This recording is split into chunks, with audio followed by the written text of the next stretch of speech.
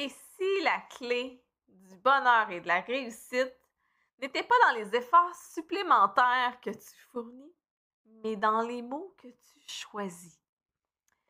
On nous apprend à parler dès l'enfance, mais rarement à réfléchir à l'impact des mots sur nos actions, nos émotions et notre entourage. Aujourd'hui, je vais te montrer comment seulement des changements dans ton vocabulaire peuvent alléger ton quotidien, t'amener plus de productivité et transformer ta vision de vie au travail. Bienvenue dans cet épisode de podcast de Si tout est facile et cohérent. Et si ta vie devient plus facile et plus cohérente? Dans ce podcast, on explore ensemble les transitions, les défis et les rêves qui nous guident. Je vais te partager comment rêver permet d'avancer, comment la promesse de garder le sourire est devenue un moteur face aux roues carrées de la vie. Et si, au lieu de subir les aléas de la vie, tu devenais l'opportunité de tes épreuves. À travers l'introspection, les stratégies et les réponses du cœur, je t'invite à insuffler plus de facilité et de cohérence dans ta vie parce que tout commence par l'intérieur. Bienvenue dans ton espace de transition et d'alignement. Depuis l'enfance, on nous apprend à parler, à être poli. Dis merci, s'il vous plaît. Souvent, on va finir par dire merci par un réflexe. On est enfant, on absorbe autant les mots, les expressions de nos familles, et pourtant, on ne se pose pas tant de questions. On n'a pas à s'en poser parce qu'on est enfant, parce que nos parents sont nos modèles, et on va absorber les tics langagiers de nos familles. Donc, si on a une famille un peu plus grivoise, il y a des chances que les mots qui sortent de notre bouche soient un peu plus grivois. Les expressions populaires façonnent souvent nos croyances et au Québec, on est très fort sur certains mots ou certaines expressions qui ont un impact dans notre quotidien. Donc, je vais entendre souvent, puis moi là, je suis rendue au stade où ça me fait vraiment capoter. À toutes les fois que je l'entends, là, je freeze. On est né pour un petit pain. Non! Avez-vous déjà mangé un petit pain? OK, tu sais, c'est une affaire dans un sac, c'est fade, c'est sec. OK, ça peut être correct quand t'as faim, mais ça fait la job sans plus. Moi, là, dans la vie, choisir les mots, choisir mes expressions, c'est quelque chose que je fais au quotidien et je t'amène une grosse miche de pain qui sort du four, qui sent bon, qui est moelleuse. La mie, là, elle est littéralement fondante à l'intérieur de ta bouche. Ben, t'as le choix. T'as le choix entre le petit pain sec qui fait la job ou d'être une grosse miche. Moi, j'ai décidé d'être une grosse miche qui sort du four, que l'odeur envahit les narines, d'être la mi-moelleuse de ma vie. C'est beaucoup plus savoureux et nourrissant d'avoir cette image-là dans ma tête qu'un petit pain sec. Dans votre vie, est-ce que tu es en train de jouer à un petit pain ou tu veux être une grosse miche? Pour moi, c'est quelque chose qui a eu de l'impact à un moment donné dans ma carrière. Quelqu'un a dit qu'il n'était pas fait pour une petite pointe de tarte, mais pour une plus grosse tarte. Moi, j'ai décidé d'être une grosse miche de pain parce que j'adore les arômes, les odeurs, la texture. Ça a littéralement changé ma vision de comment je passe mon quotidien. En fait, les mots vont décider de nos émotions, de notre énergie, puis aussi de nos décisions. Je vais te donner un exemple que j'ai donné dans mon livre. J'ai parlé d'une situation en lien avec un chien. Pour ceux qui aiment les animaux, c'est souvent quelque chose qui nous apporte tellement dans notre quotidien, un animal. Et j'avais ma grosse bouboule de poils qui s'appelle Apple. Non, c'est pas Samsung. Je m'excuse, c'était pour le fruit. Bon. Fait que là, en fait, il est arrivé une situation que j'aurai pas le temps de décrire aujourd'hui, mais que je veux vous amener, j'en ai parlé dans le livre, mais le chien a eu un impact sur qu'est-ce que je disais et comment j'ai choisi la famille d'adoption qui devait en prendre soin quand la situation s'est avérée plus difficile et que j'ai dû faire un choix déchirant. J'ai eu le choix parce que c'est comme ça que les gens m'ont abordé. La première famille à qui j'ai parlé me parlait de me débarrasser de mon chien. À partir du moment où qu'on allait avoir fait la transition, je me débarrassais de mon chien. Fini, final bâton, on n'en parle plus, on le voit plus. Et pourtant, ça l'a tellement brisé mon cœur. Je me souviens la journée où j'avais parlé à ces gens-là et à quel point j'avais de la peine et à quel point me débarrasser de mon chien venait créer un gouffre incroyable à l'intérieur de moi. Et quelques jours plus tard, j'ai parlé avec quelqu'un d'autre qui m'a dit « Il y a quelqu'un qui souhaite s'occuper, en fait, qui souhaiterait se faire confier un chien dont le propriétaire a d'autres obligations. » Ça résonnait avec moi parce que à ce moment-là, je confiais le chien.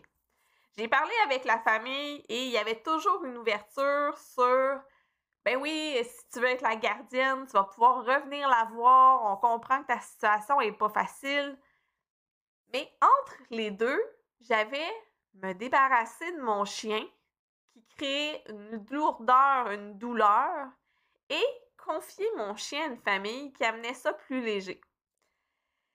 La vie a fait que c'est la deuxième famille que j'ai choisie parce que tout s'est placé pour bien se placer. À partir du moment où je confiais mon chien à une famille, je savais que ça allait bien aller. Mais j'avais une détresse si je parlais que je m'en débarrassais. Fait que j'aime mieux être dans la paix, être sereine et c'est pour ça que je t'explique un petit peu cette lourde décision-là. Mais les mots qui ont été choisis, c'est ça qui a eu de l'impact. Donc, si toi, tu as un animal, je t'invite à penser à si un jour, il arrive quelque chose, quel mot tu pourrais utiliser pour que ça soit plus léger dans une situation ou dans une autre. Parce que le fait d'utiliser des bons mots, ça l'a vraiment apaisé mon quotidien. Je t'amène d'autres choses du quotidien avant de rentrer dans le vif du sujet professionnel. Mais dans ce podcast-là, on va parler de facilité et de cohérence. Facilité et cohérence quand tu dois faire la vaisselle. Oui, je t'amène à faire la vaisselle. Oui. Je t'amène, je dois faire la vaisselle où j'aimerais que mon environnement soit propre. En fait, tu as le choix d'avoir une corvée ou d'avoir un objectif de choix. Moi, j'aime mieux le second. Avoir des obligations, devoir faire, être dans l'obligation, avoir une to-do. Ben, la liste de to-do, pour moi, c'est des objectifs de rêve à atteindre. C'est pas des épines dans le pied. Devoir ou vouloir. Devoir, c'est comme si on m'attachait un boulet au niveau de la cheville et ça me freine parce que on m'enfonce quelque chose que je veux pas. Je vais vous faire juste ressentir. Si tu es en voiture, je t'invite pas à fermer les yeux, mais ressens, tu dois faire quelque chose ou tu aimerais que ça soit fait. Tu vas voir que c'est impossible pour moi de changer mon ton et de dire tu dois. C'est comme dur de dire sans avoir une intensité, une intonation de voix plus marquée parce que c'est plus rigide que j'aimerais. Je voudrais que mon environnement soit propre. J'aimerais que la vaisselle soit faite pour que ma cuisine soit bien rangée. Je dois faire la vaisselle.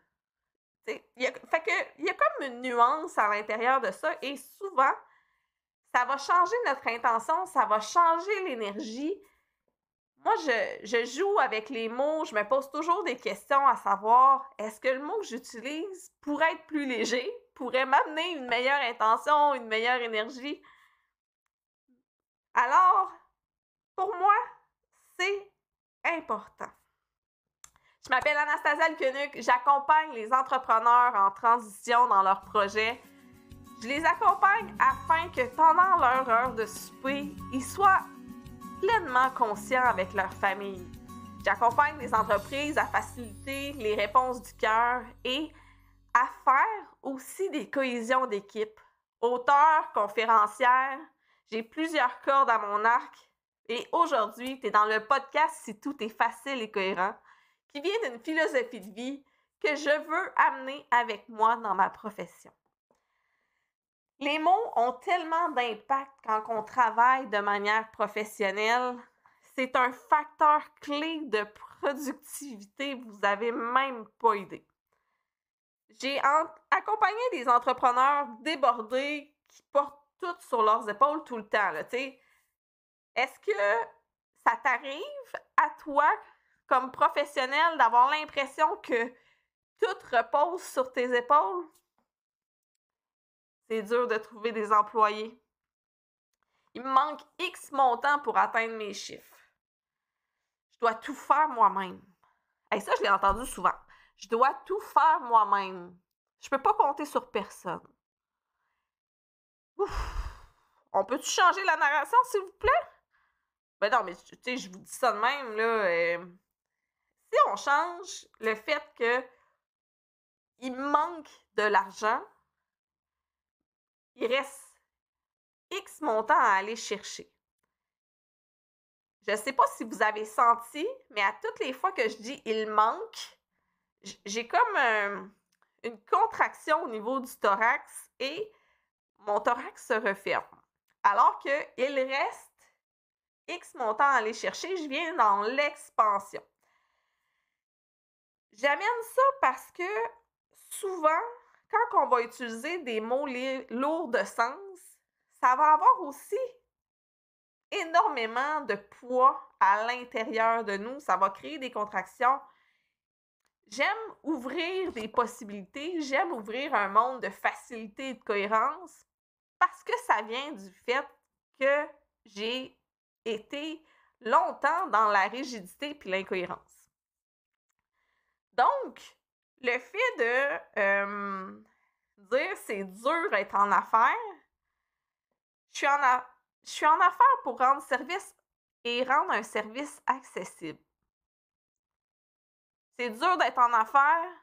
Je suis en affaires pour rendre mon service plus accessible aux gens dans le besoin. C'est dur. Je suis en affaires pour rendre mon service plus accessible. Je te laisse cogiter parce que moi, à partir du moment où on dit que c'est dur, j'ai l'impression que l'énergie, j'ai l'impression que ça me freine. Bon, en fait, non, j'ai pas juste l'impression, je le sais. Je te fais réfléchir là-dessus parce que en business, le choix des mots va faire un impact colossal sur la productivité de tes employés. Si toi, tu es plus léger dans tes termes, tu vas vivre, première des choses, moins de stress. Et dans toutes les recherches, si un patron est stressé, ça va découler d'emblée sur l'environnement de travail. Si tu es devant ta to-do list de ton ordinateur puis que tu te dis « OK, je dois faire ça », ben ça se peut très bien que tu aies mal au cœur un peu à faire les tâches parce que tu as l'impression que c'est un boulet qui te tire en arrière. Ben, toi, comme personne, ça ne te tentera pas de les faire. Et tes employés, quand tu vas leur ramener une to-do list, ben, ça leur tentera pas plus.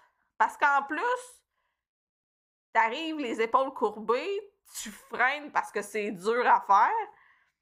je te fais juste réfléchir sur le choix de tes mots. Quand je rentre dans un accompagnement avec un entrepreneur, souvent ce qui va se passer, c'est qu'on va regarder le discours, on va regarder comment ses employés parlent et on va aller tricker un petit peu la façon de dire les choses.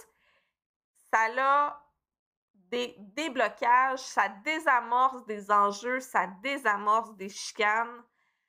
L'accompagnement peut être soit fait en entreprise ou pour l'entrepreneur, mais vous n'avez même pas idée. Ce que j'ai comme résultat, c'est des entrepreneurs de 20 ans d'expérience qui me reviennent en disant ben c'est la première fois que j'ai soupé avec ma famille et que j'avais comme l'esprit plus libre, que j'avais pas l'impression d'avoir manqué à ma to-do list.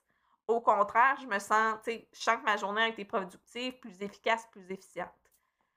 Mais ça, c'est vraiment en allant jouer avec la perspective des mots. Quand j'accompagne, souvent, je sens la lourdeur et on va juste rephraser quelques petites choses.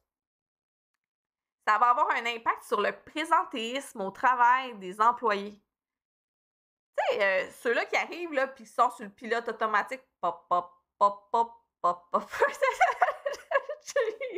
Je suis vraiment hilarante. Si vous me trouvez pas drôle, je me trouve très drôle. Donc, le présentéisme, c'est quelque chose qui est encore plus dommageable pour une entreprise parce que l'employé, il est présent sur place, mais il fait rien.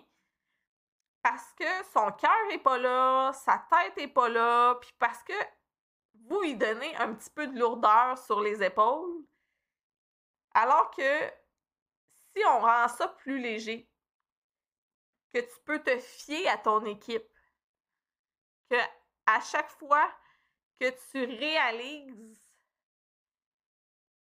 une des choses sur la liste, c'est vers l'atteinte de tes objectifs. Je remplis ma to-do ou je remplis des choses sur la liste vers l'atteinte de mes objectifs. Moi, je trouve ça plus léger, plus motivant. J'aime être dans l'action, dans la productivité. Quand j'ai appris à être efficace et efficiente, c'était dans le réseau de la santé. J'ai un cerveau quand même plutôt en feu d'artifice, avec beaucoup de projets. Et la structure, c'était pas quelque chose qui faisait partie de mon sens inné. On m'a structuré parce qu'il n'y a que des protocoles dans le réseau de la santé, mais j'ai appris à rendre ça plus léger. Le fait d'avoir une structure, pour moi, c'est pas une structure. C'est une méthode d'organisation qui me facilite la vie et qui me rend plus efficace et efficiente. En jouant comme ça me dérange beaucoup moins de faire des choses administratives qui, des fois, peuvent ennuyer certaines personnes. Moi, j'aime trop avoir de la joie dans mon cœur pour pouvoir m'ennuyer. Alors, c'est vraiment des choses comme ça. Et quand j'accompagne autant l'entrepreneur que l'entreprise, ben, en changeant la manière de communiquer, on réduit les tensions au sein de l'équipe. On retrouve beaucoup plus d'énergie. Je te dis, là, il y a quelqu'un, après mon accompagnement, son énergie a littéralement décuplé. Je ne l'ai pas fait faire plus d'actions. On a juste tweaké les mots qu'il utilise. Il a pu déléguer plus facilement. Il a fait confiance à son équipe. Son équipe était plus heureuse au travail et les gens qui traînaient un peu plus la papate étaient plus productifs. Moi, je trouve ça impressionnant de voir à quel point juste tweaker les mots, c'est quelque chose qui va changer.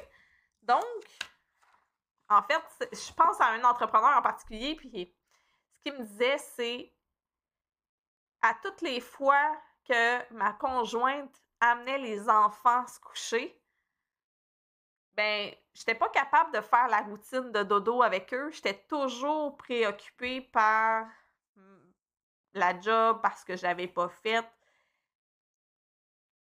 Puis, il m'a dit quelque chose qui m'a flatté. Il dit, Anastasia, il dit, quand on a commencé l'accompagnement, j'étais toujours diffus et à partir du moment où on a juste changé quelques petits mots, mais j'ai été capable de faire la routine de dodo avec mes enfants. Ça a été vraiment quelque chose qui a changé ma vie parce que j'ai moins l'impression d'être surchargée. Wow! Tu es entrepreneur depuis des années, tu as moins l'impression d'être surchargé, tu as plus d'énergie, tu as plus de temps de qualité avec tes enfants. Moi, si c'est rien de moi, j'achète.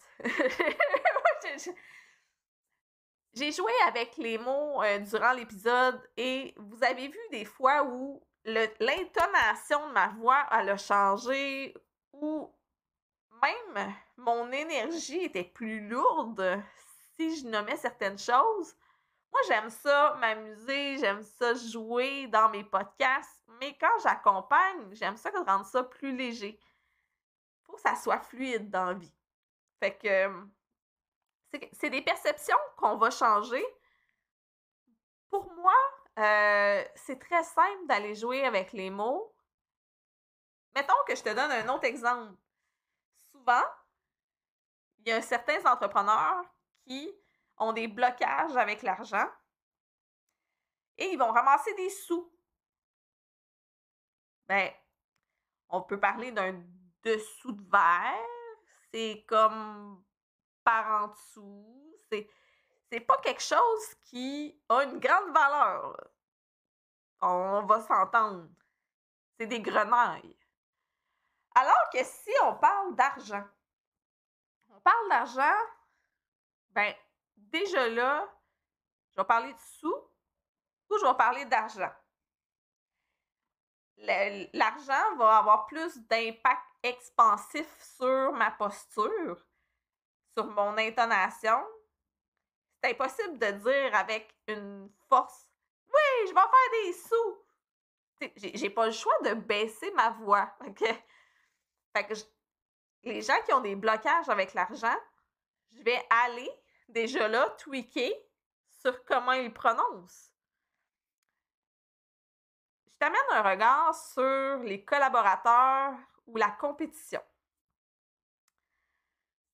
Le fait de regarder autrement la compétition peut te faire gagner en opportunité. J'ai été en affaires et j'ai jamais eu de la compétition. Bon, oui, il y en a, mais je me suis entourée de mes compétiteurs. Parce que pour moi, c'était la meilleure façon d'élever ma profession.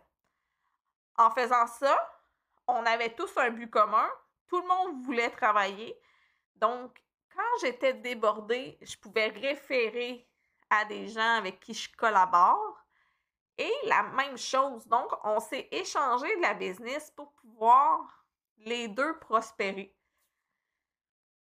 Si je dis compétition, c'est un contre tous.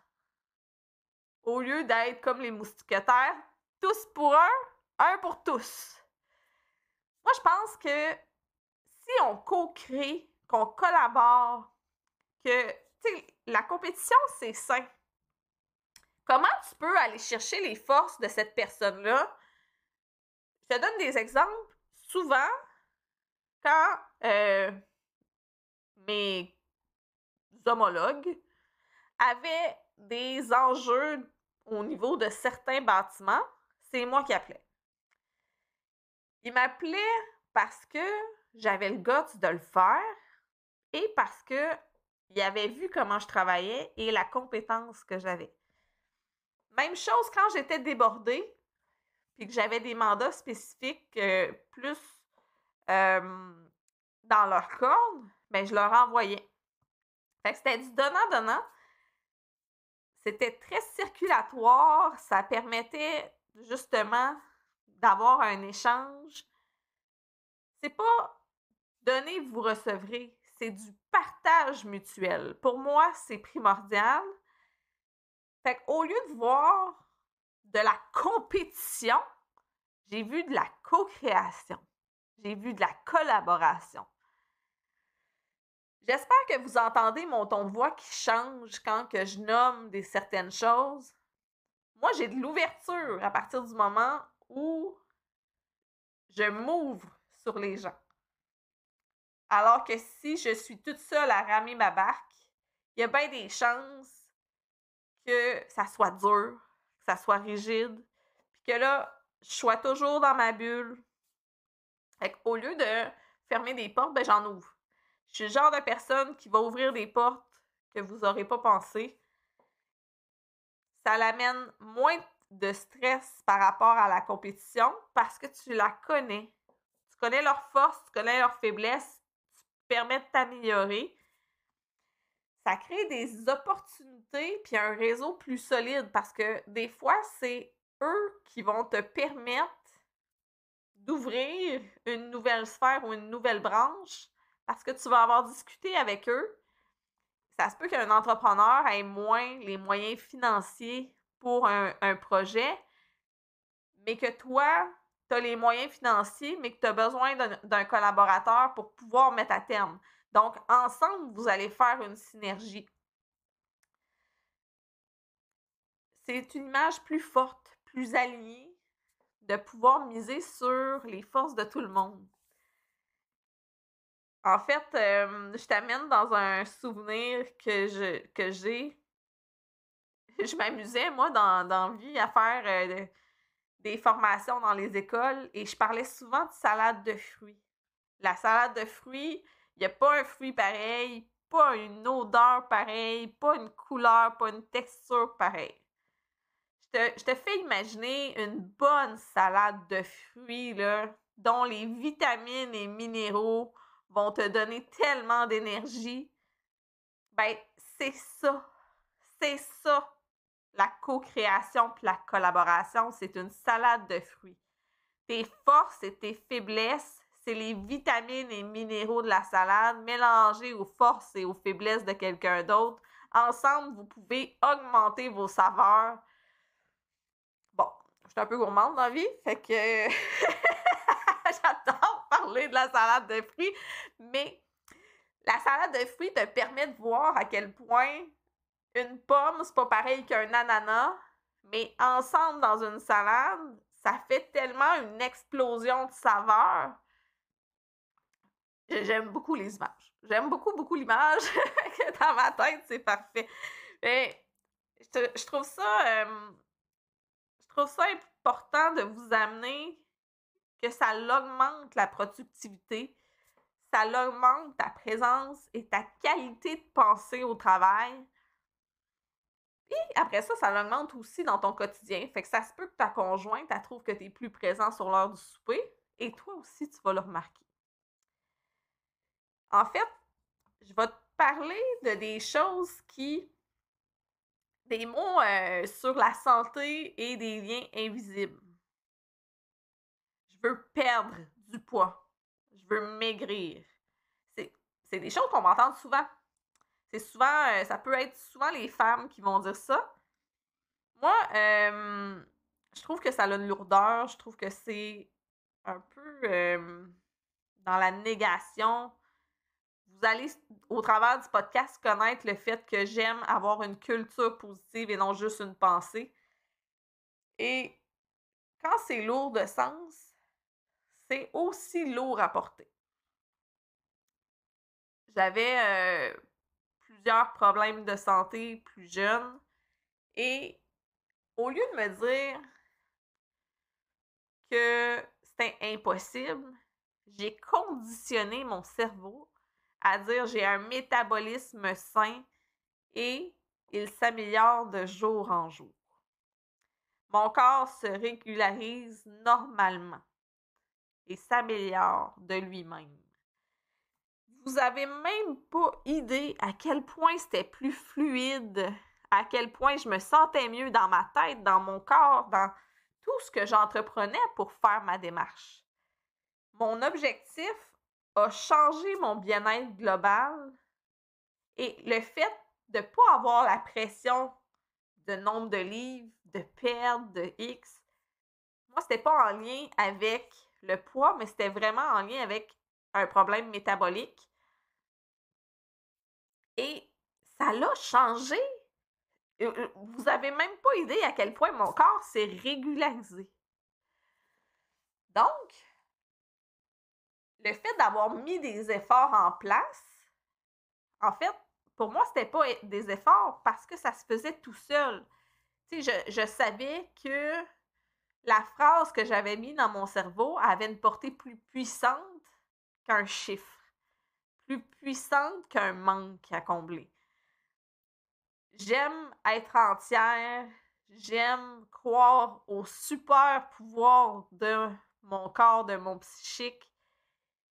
Et à toutes les fois que je joue comme ça, que, tu sais, je jongle, que je regarde, est-ce que ça me crée une contraction dans l'abdomen quand je prononce X ou Y phrase? Ben, qu'est-ce qui pourrait être plus léger? Comment je pourrais l'amener puis que ça soit plus facile et cohérent de faire la situation? Fait que des fois, il y a comme le paradoxe. Je t'ai parlé de la culture positive puis de la pensée positive, puis oh, on n'en parle pas assez. On n'en parle pas assez. En fait, j'ai l'impression que je peux te comparer ça. Tu regardes le ciel, là, puis tu as un nuage qui passe. Ça, c'est ta pensée positive. Un petit nuage dans le ciel qui passe. Alors que la culture positive, c'est comme mettre de l'engrais dans un jardin. Il ne poussera pas en claquant des doigts et ça va changer la donne si tu l'entretiens bien. Donc, la culture positive, c'est un ressenti, une façon d'être. C'est toujours des choses à mettre en place une après les autres. Moi, le ressenti, vous avez peut-être compris que c'est primordial de ressentir. Il y en a beaucoup qui vont parler de gratitude. Moi, quand je vais faire quelque chose, je ressens la gratitude. Je ressens mon café le matin, puis je suis donc bien reconnaissante d'avoir ça. Est-ce que vous êtes vraiment positif? Souvent, j'entends des gens dire qu'ils sont très positifs, mais ils sont en manque d'argent.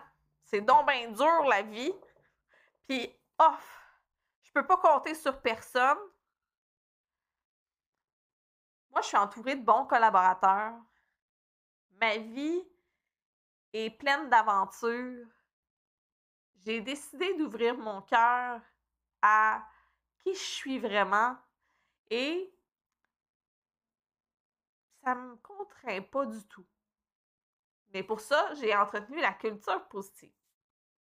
Donc, des fois, on va masquer des pensées contraignantes juste avec une pensée en disant « La vie est belle, j'ai une belle famille, j'ai une belle maison ». Mais il n'y a pas de ressenti à l'intérieur. Le ressenti, tu sais, wow, tu sais, je suis reconnaissante, j'ai un toit sur la tête. Cette maison-là, cette propriété-là me fait du bien. Ben, je suis reconnaissant parce que j'ai une maison. Tu sais, l'émotion à l'intérieur va aussi avoir un impact sur les mots. Donc, est-ce que j'ai pigé tout à l'heure une de mes cartes d'oracle? Ça va être un oracle sur la sagesse de la tortue. Tu vas comprendre dans mon livre pourquoi je te parle de tortue. J'ai créé un oracle qui est associé à des émotions, à du ressenti et à des questions. Et la question que j'ai pigée, c'est est-ce que tes mots sont lourds de sens et contraignants? Et si tu changeais une de tes phrases aujourd'hui que tu as l'impression qu'il est rigide par quelque chose de plus léger? Je te le répète,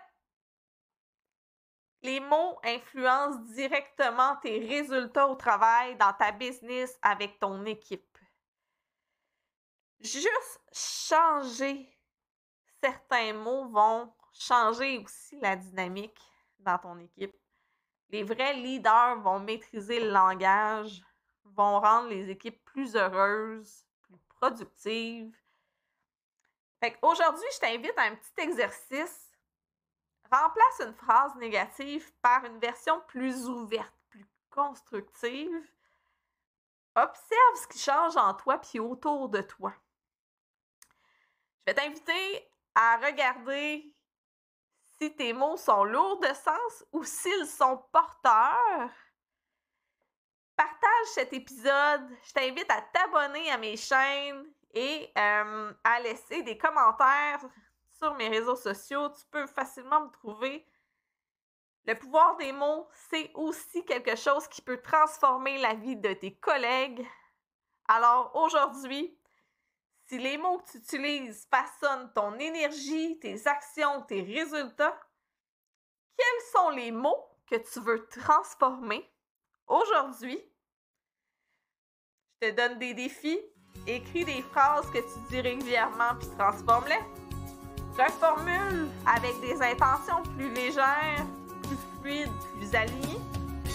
Observe comment ça te fait sentir et que ça change autour de toi. Et viens m'en partager, viens m'en parler. Alors sur ce, à tes mots porteurs, je te souhaite une excellente journée.